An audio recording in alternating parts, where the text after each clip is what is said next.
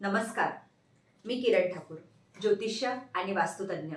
मी नेहमी प्रयत्न करते की आपल्या सगळ्यांना मार्गदर्शन करायचं आणि असा पण प्रयत्न करते की खूप छोट्या पद्धतीने जेव्हा आपण उपाय करत आहे तर त्याचं फळ पण आपल्याला मिळावं. जसं आता मी स्वतःच म्हणते ना तुम्हाला की मी कोणतेही उपाय आधी करते आणि नंतर तुम्हाला देते. जर मला रिझल्ट असेल तर मी नक्की शेअर करत असते.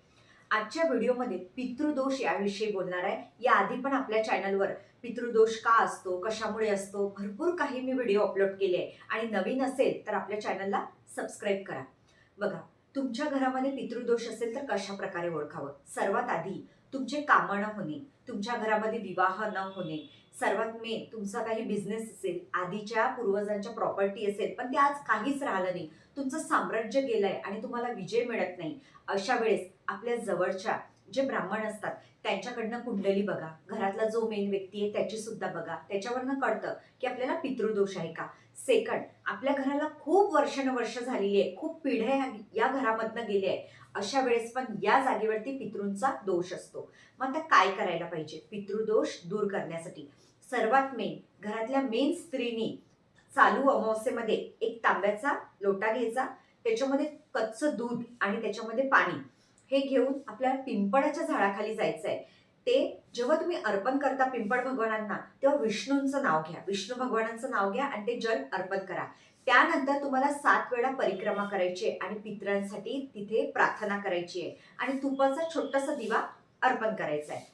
त्यानंतर जेव्हा तुम्ही घरी येता, घरी आल्यानंतर जेव्हा तुम्ही स्वयंपाक करता, पहिली चपाती जी आपण बनवतो ना, ती दवडीमधली चपाती भाजणं झाल्यावर काढून घ्यायची, त्याचे 3 भाग करायचे. त्याला वरनं सरसोचं तेल लावायचं. पहिला भाग कावड्याला जो पितृदोष करेल, दुसरा भाग कुत्र्याला जो राहू केतूचा काळ आपल्या घरातला दूर करेल. आपल्या घरामध्ये लगातार ऍक्सिडेंट होणे, भयभीती असणे, तर कुत्र राहूचा काळ दूर करतो. तिसरा जो मोठा भाग आहे चपातीचा, याच्यावरती तूप लावायचं गाईचं आणि खायचा गुळ, गुळ असतो ना जॅगरी, ती ठेवायची. ते गाईला तुम्हाला लावायचं आहे. जेव्हा गाई मातेला तुम्ही लावता ती हात चाटतं आणि आपलं नशीब सुद्धा म्हणतात ना की नशीब पलटतं.